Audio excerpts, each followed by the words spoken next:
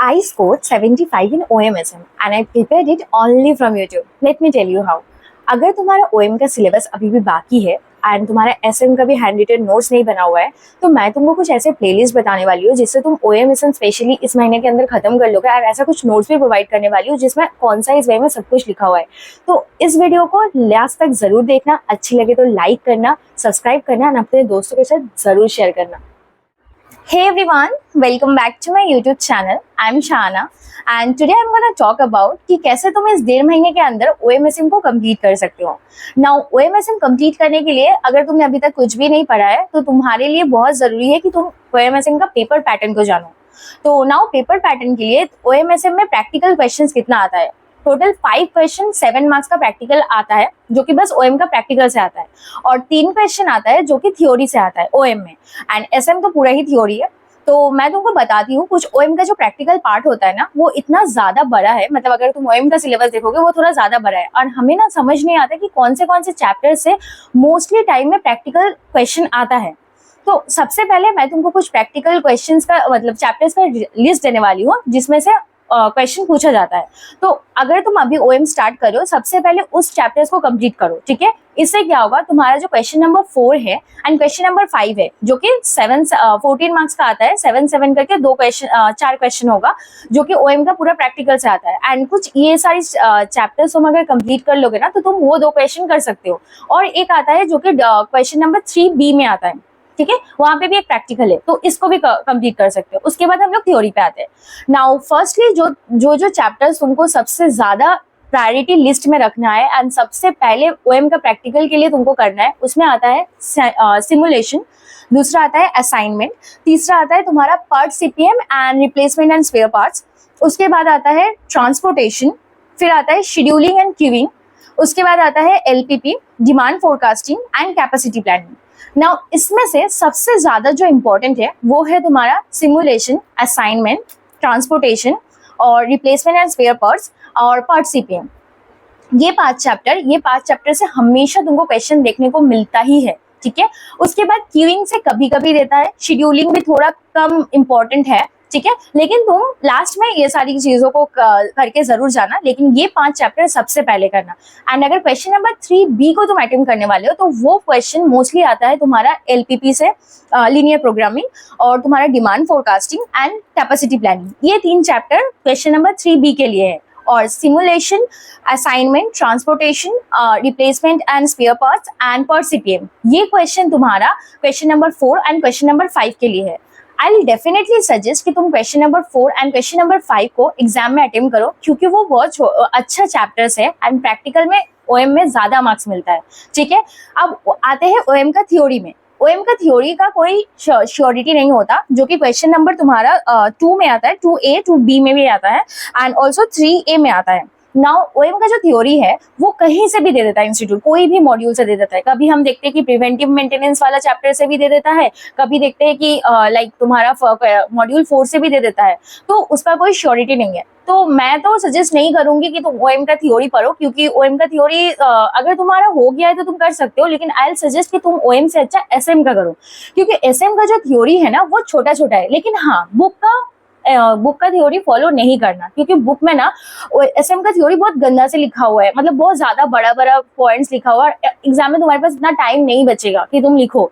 To be very honest, मुझे जितना याद है मैंने अपने SM का जो क्वेश्चन है ना उसमें हर पॉइंट को लिखा था जितना पॉइंट्स है एंड हर पॉइंट्स को ना 3 से 4 लाइन ही एक्सप्लेन किया था, उससे ज्यादा नहीं किया था। एंड एक चीज और जो मिथ होता है लोग ये सोचते हैं कि SM में पूरा वर्ड टू वर्ड लिखना है, नहीं, SM में इंस्टीट्यूट वर्ड टू वर्ड नहीं मांगता, लेकिन तुमको पॉइंट सारा सेम लिखना है और जो अंदर का है ना वो तुम थोड़ा सा बना के लिख सकते हो। तो अगर तुमने SM अभी तक कहीं से भी नहीं पढ़ा है, तुम्हारा कंप्लीट ही नहीं हुआ है, 2 चीज मैं तुमको सजेस्ट करती हूँ। पहला है प्लेलिस्ट के लिए तुम मयंक शराफ सर का ये वाला प्लेलिस्ट फॉलो कर लो, ठीक है। उसमें तुम्हारा 2 मैराथन है जो कि 3-3 घंटा का है, पार्ट 1 पार्ट 2, ठीक है। ये इससे अगर तुम पहली बार भी SM पढ़ रहे हो ना तो तुम्हें बहुत अच्छे से समझ में आ जाएगा। सर ने बहुत इन डेप्थ पढ़ाया है, मैं बस यही मैराथन फॉलो की थी, ठीक है। उसके बाद अगर तुम्हारे पास नोट्स अभी नहीं बना है, या तो तुम वो मयंक सराफ सर का की पॉइंट्स वाला नोट्स फॉलो करो जो मैं डिस्क्रिप्शन में डाल दूंगी, या तो तुम मास्टरमाइंड्स बोल के एक पीडीएफ है मास्टरमाइंड्स इंस्टीट्यूट का, वो पीडीएफ बहुत अच्छा है। मैं वहां से तो नहीं पढ़ी थी, मैंने अपना हैंड रिटन नोट्स बनाया था, लेकिन अगर तुम्हारे पास अभी टाइम बहुत कम है तो तुम उससे हेल्प ले सकते हो। वो बहुत कॉन्साइज वे में लिखा हुआ है, मैं उसका भी लिंक तुमको प्रोवाइड कर दूंगी।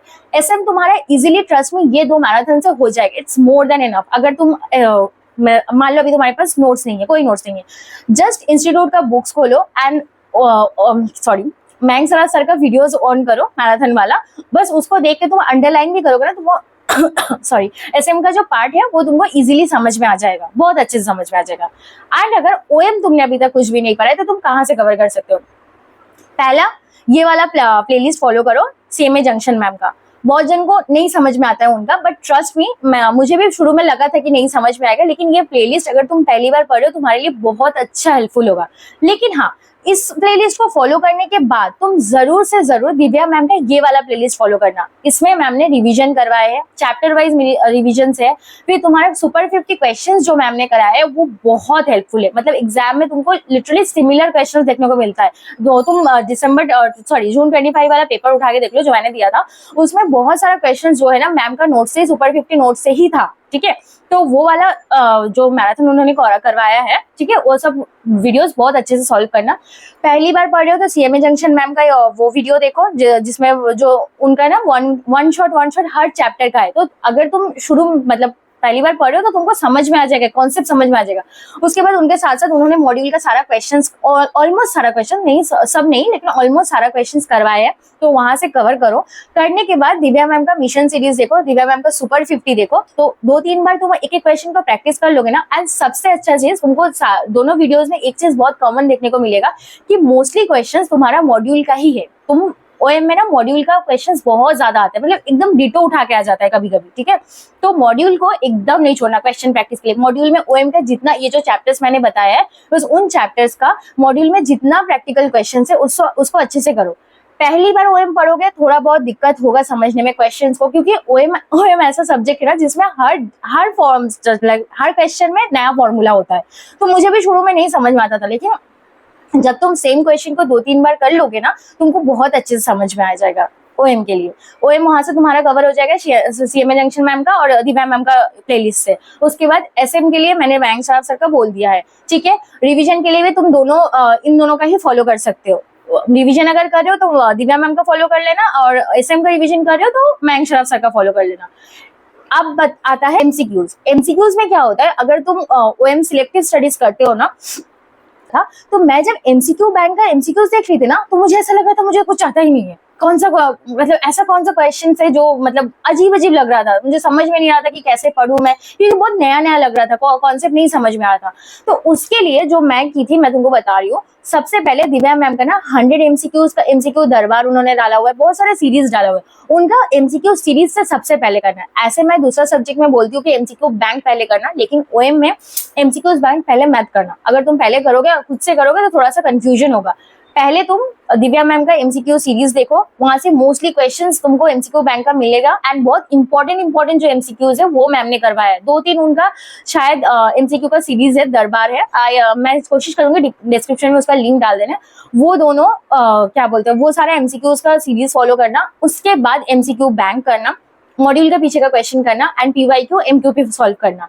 एंड क्वेश्चन प्रैक्टिस के लिए भी दिव्या मैम का सुपर 50, ठीक है, दिव्या मैम का जो भी रिवीजन वीडियोस है वो सबसे पहला फॉलो करना। उसके बाद मॉड्यूल के क्वेश्चंस जरूर से करना। उसके बाद पीवाईक्यू एमक्यूपी करना। सबसे इंटरेस्टिंग बात ये है कि पीवाईक्यू ओएमएसएम सब्जेक्ट में ना पीवाईक्यू और एमक्यूपी अगर तुम देखोगे ना, तो बहुत सारे सिमिलर क्वेश्चंस मॉड्यूल का ही तुमको देखने को मिलेगा, या फिर रिपीटेड क्वेश्चंस देखने को मिलेगा। तो तुमको उतना ज्यादा प्रैक्टिस करने का जरूरत नहीं है। जो तुम मान लो एक बार कर चुके हो उसको मत करो। तो ऐसे उसके बाद जो सबसे ज्यादा डाउट्स आता है कि दीदी एसएम का इंपॉर्टेंट क्वेश्चंस बता दो। गाइस ट्रस्ट में, एसएम का इंपॉर्टेंट क्वेश्चंस बताना पॉसिबल ही नहीं है, क्योंकि तुम अगर मयंक सराफ सर ही है जिन्होंने एसएम का इंपॉर्टेंट क्वेश्चंस दिया है, अगर तुम उनका एसएम का इंपॉर्टेंट क्वेश्चंस पे देखोगे ना, तो वो मोस्टली हर क्वेश्चन कवर है जो कि इंस्टीट्यूट का बुक में है, ठीक है। कुछ क्वेश्चन लाइक 2 से 3 क्वेश्चन तुमको दिखेगा हर चैप्टर के, जो कि उन्होंने नहीं डाला है, नहीं तो मोस्टली क्वेश्चंस है। तो एसएम में इंपॉर्टेंट क्वेश्चन बताना थोड़ा मुश्किल है, आई विल सजेस्ट सारा करो, क्योंकि बहुत कम क्वेश्चन है, तुम पर चैप्टर में 15 to 16 क्वेश्चन है, तो जो कि इजिली मैनेजेबल है। अभी से अगर 3 से 4 क्वेश्चन करके भी करोगे तो तुम्हारा 1 महीना में हो जाएगा, जितना एसएम का कवर है। एंड ऑल्सो एक चीज कि एसएम का ना 4 चैप्टर है एसएम में, जो कि फर्स्ट वाला चैप्टर, सेकंड वाला चैप्टर एंड लास्ट वाला चैप्टर। ये 3 चैप्टर थोड़ा इजी है, ठीक है। लास्ट वाला चैप्टर बहुत ही इजी है, थोड़ा कॉमन सेंस लगाओगे तो लास्ट वाला चैप्टर हो जाएगा। जो क्वेश्चन तुम्हारा लास्ट अटेम्प्ट में आ चुका है उसको छोड़ देना, बाकी जो चैप्टर्स ऐसे ही तुम्हारे 6 क्वेश्चन लेफ्ट आउट हो जा रहा है, क्योंकि सेम रिपीट नहीं करेगा इंस्टीट्यूट, तो वो क्वेश्चन तुम छोड़ सकते हो, उसको छोड़ के बाकी जो है वो कर लेना। फर्स्ट वाला chapter, second chapter, last chapter ये पहले करना। सेकंड लास्ट चैप्टर जो है ना उसको थोड़ा लेट, मतलब बाद में करना, पहले ये 3 चैप्टर कर लेना, उसके बाद वो करना। क्यों बोल रही हूँ, क्योंकि वो चैप्टर थोड़ा लेंदी है, ठीक है, एंड वो थोड़ा सा लोगों को टफ लगता है, इसलिए मैं बोल रही हूँ कि उसको मतलब थोड़ा लेट से करना। आई होप कि तुम्हारा ओएमएसएम को लेके जो भी डाउट्स था वो मैं क्लियर कर पाई हूँ, एंड इस वीडियो में मैंने जो भी बताया है उसको फॉलो कर लो। ट्रस्ट में गाइज हो जाएगा, मैंने खुद ओएमएसएम इसी वीडियो से किया है, और जब मैं कर सकती हूँ तुम भी कर सकते हो। कुछ भी डाउट्स हो, कुछ भी तुम्हें समझ नहीं आया है तो कमेंट में जरूर बताना, मैं तुमको हेल्प करूंगी। वीडियो अच्छी लगी हो तो लाइक कर देना, कमेंट कर देना, अपने दोस्तों के साथ शेयर करना। एंड कभी कभी क्या होता है, हम अपने इंस्टीट्यूट जो अपडेट्स आता है, इंपॉर्टेंट अपडेट, चाहे वो जॉब रिलेटेड हो, चाहे वो कोई नोटिफिकेशन रिलेटेड हो, हमें नहीं मिल पाता है, तो उसके लिए मेरा व्हाट्सएप चैनल डिस्क्रिप्शन में लिंक है, उसमें ज्वाइन हो जाना, तुमको टाइम टू टाइम सारा अपडेट्स मिल जाएगा। Till then, follow CMS Aiba to make your journey more easier. Bye.